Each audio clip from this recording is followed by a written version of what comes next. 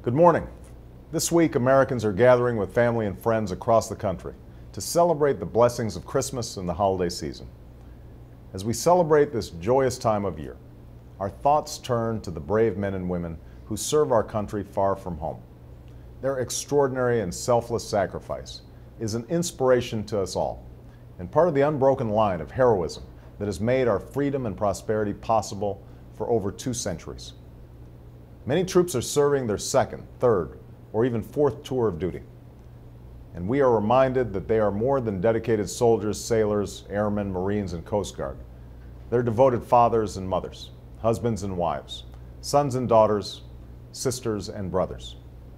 This holiday season, their families celebrate with a joy that's muted, knowing that a loved one is absent and sometimes in danger.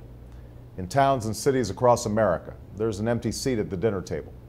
In distant bases and on ships at sea, our servicemen and women can only wonder at the look on their child's faces as they open up a gift back home.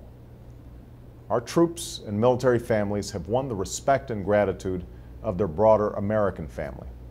Michelle and I have them in our prayers this Christmas, and we must all continue to offer them our full support in the weeks and months to come. These are also tough times for many Americans struggling in our sluggish economy. As we count the higher blessings of faith and family, we know that millions of Americans don't have a job. Many more are struggling to pay the bills or stay in their homes. From students to seniors, the future seems uncertain. That is why this season of giving should also be a time to renew a sense of common purpose and shared citizenship. Now more than ever, we must rededicate ourselves to the notion that we share a common destiny as Americans, that I am my brother's keeper, I am my sister's keeper. Now we must all do our part to serve one another, to seek new ideas and new innovation, and to start a new chapter for our great country. That's the spirit that will guide my administration in the new year. If the American people come together and put their shoulder to the wheel of history, then I know that we can put our people back to work and point our country in a new direction.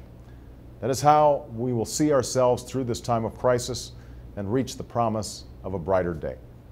After all, that's what Americans have always done.